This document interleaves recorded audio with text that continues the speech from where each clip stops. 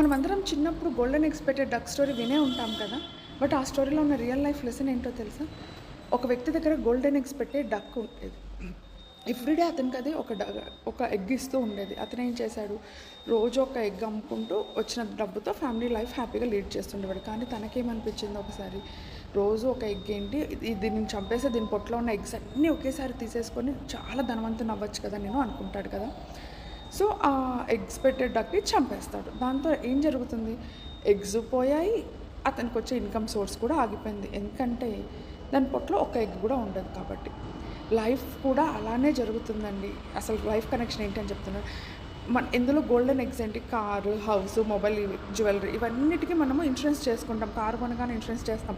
ఇల్లు తీసుకునేటప్పుడు ఇన్సూరెన్స్ తీసుకుంటాం. మొబైల్ కొనేటప్పుడు మొబైల్ కూడా ఇన్సూరెన్స్ చేస్తాం. అవన్నీ జాగ్రత్తగా ఉండాలని. కానీ మెయిన్ అర్నింగ్ మెంబర్ ఎవరు ఫ్యామిలీలో? మరి తనకి ఇన్సూరెన్స్ ఉందా? ఒక టర్మ్ ఇన్సూరెన్స్ ఉందా? తన లైఫ్‌ని తను ప్రొటెక్ట్ చేసుకుంటున్నాడా?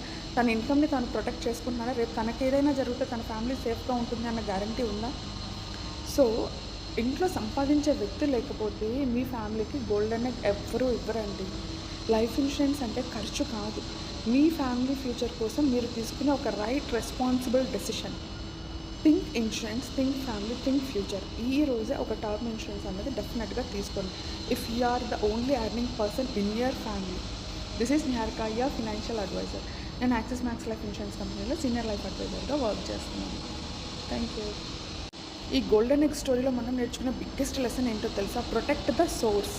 మీరు మీ ఫ్యామిలీకి గోల్డెన్ ఎగ్ లాంటి వారు. సో, మీ లైఫ్ని మీరు సెక్యూర్ చేసుకోవాలి. అప్పుడే వాళ్ళ ఫ్యూచర్ సెక్యూర్డ్గా ఉంటుంది. సో, ఒక ట్రస్టెడ్ ఫినాన్షియల్ గైడెన్స్ కావాలి అనుకుంటే నాకు మెసేజ్ చేయండి. Thank you.